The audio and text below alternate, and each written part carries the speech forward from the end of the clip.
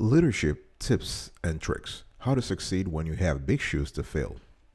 Whether you successfully step into a new role or miss the boat outright is entirely up to you, no matter the hierarchical level. Having big shoes to fill is a great opportunity if you know how to handle the situation and have a proper plan. By using the tips and tricks delineated in this video, you can prove to yourself and others that the shoes you've been given are just your size.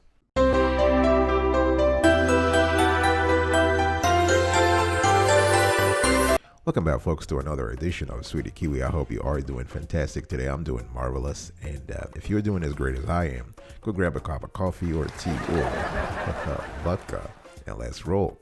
Today, I want to talk to you about leadership tips and tricks. How to succeed when you have big shoes to fill. In other words, you just got promoted and you are trying to meet expectations in the new role, right? So this is very important now.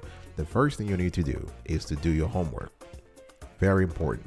You need to get up to speed on your new job before your first day.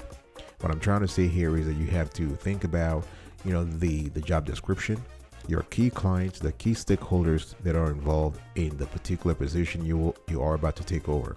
By stakeholders, I'm talking about clients. So stakeholders, you have internal clients and you have external clients, right? So internal stakeholders might be your boss, specific departments within the company. It could be senior management. It could be the HR department. And externally, you might have stakeholders as diverse as clients, suppliers, vendors, lawyers, regulators, and the company's rivals. So it's very important to map out the circle of stakeholders that you need. All right. So you need to do your homework. You need to learn about the skills that are necessary to succeed in the particular position. If you have a skill gap, in other words, if you currently do not possess the skill set needed to get into the new job or to excel at the new job, you want to start training right now, right? So you want to do your homework. Number 2, get a mentor or coach. It's very important if you're trying to succeed. When you have big shoes to fill, it's important to talk to someone who's done that, who's been there, who's done it, right? You want to talk to a mentor or coach. Now, there is a slight difference when it comes to mentors and coaches. A mentor is usually someone that you're not compensating. This is someone who has your best interest at heart. Usually the person is older than you by a generation, so it can have the person, he or she will have your parents' age or your grandparents' age for that matter. You want someone who has a little bit of experience in the particular field or particular position you are about to embark on. And so that's for mentors. When it comes to coaches are usually professionals that you want to pay, right? Because they will provide you with specific feedback. This is not an amicable, or this is not I would say a social relationship. It's more a professional relationship. Now, can you have a mentor also as a coach? Of course. It all depends on the situation and the relationship you have with that particular person. So reach out to a mentor or coach so you can get feedback. You can also give feedback, right? A mentor or coach can also help you define and tweak your vision about the new job. All right. The third thing you want to do is you want to define your vision and you want to set goals. Those are very important. What is your mission in the new position? What is your vision about the new position now? Of course, every position has a set of requirements and constraints, right? So as you step into those shoes, you're going to have to develop your own vision, your own mission to succeed in the position. Now, when it comes to setting goals, there's something called SMART that I love a lot, and it's an acronym, SMART, that's been used a lot in the marketing and the economic circles. The SMART, SMART, stands for specific, measurable, attainable, realistic, and timely or time-bound goals. So you want to set a goal for yourself in the new position. It's also very important to visualize the results you want to achieve. Right? You can't really clinch success and make an impact in your new position if you have no vision, if you can't visualize what success will look like for you, right? It's very important to do that. And you want to write things down. You want to write things down. It's not about just keeping everything mentally and in your brain. No, writing things down triggers in your brain a set of neural mechanisms that help you ultimately reach your goals. All right. So the first three things you want to do when you have big shoes to fill: do your homework, get a mentor or coach, and define your vision and set goals. I'll be right back right after this. Don't go anywhere.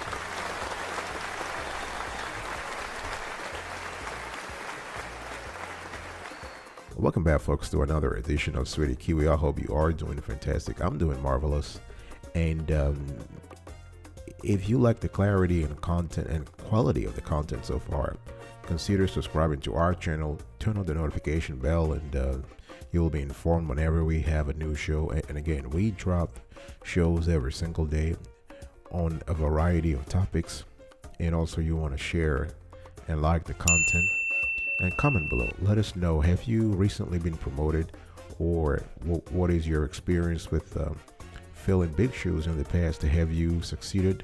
What were some of the mistakes that you have made?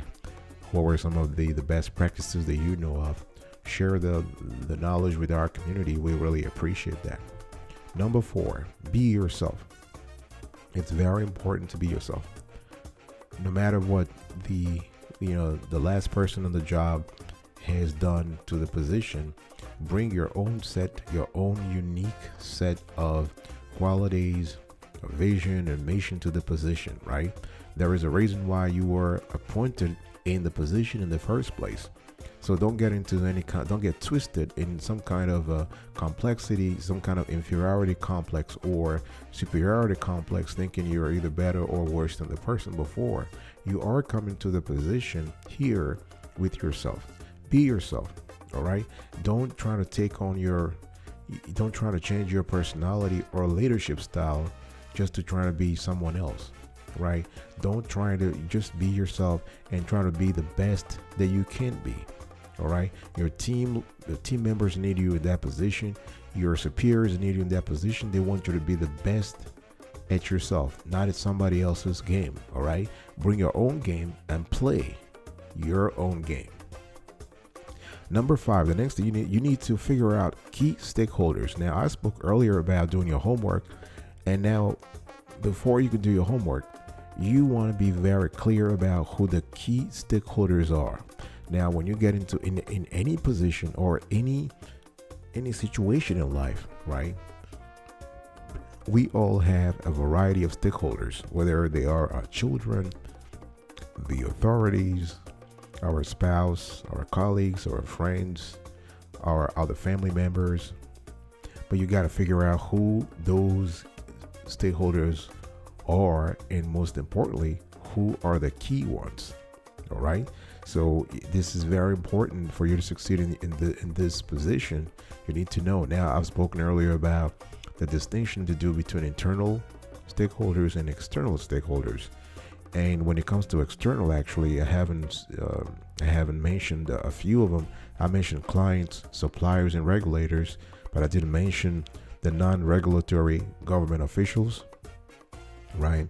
You also have investors, you have bankers, and if you have a company, if you work for a company that is heavily invested in the community, you have to deal with community activists, right? So this is very important.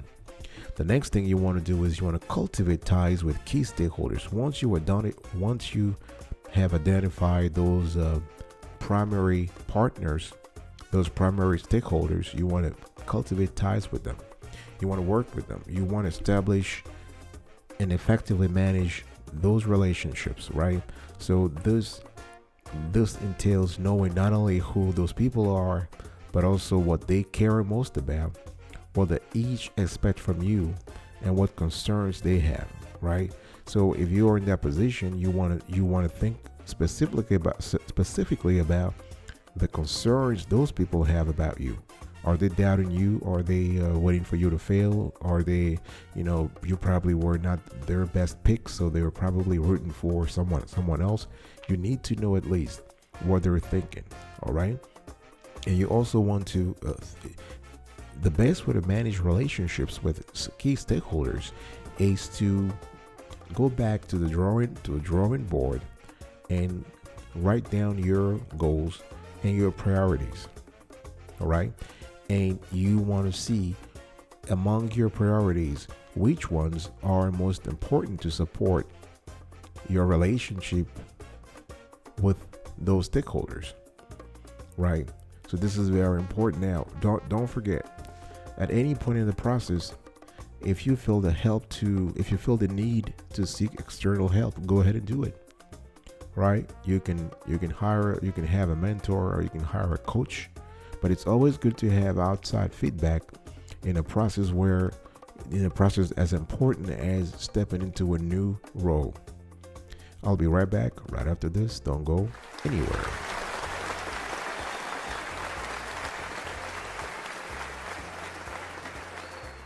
Welcome back, folks, to another edition of Sweetie Kiwi. We're still continuing our conversation around how to succeed when you have big shoes to fill, and just want to go on to number 7. Evaluate your team. To succeed in a new role, you want to assess the strengths and weaknesses of your team, right? So given your top priorities, you want to evaluate if you have the right team to accomplish them, right? So, and this is very important. You got to look at it. You got to look at this twice, on two levels, rather. Number one, you have to identify what are the strengths of the team individually, team members, and as a whole. So you have collective expertise and individual expertise, right? So that's the first part. The second part is you need to, if there are gaps on your team, if there are skill gaps on your team, you need to address them inherently. In other words, you need to see whether or not you can allocate some jobs to some people who are better off, who are better than others at certain jobs, so you can address the gap inherently, or you can address it externally.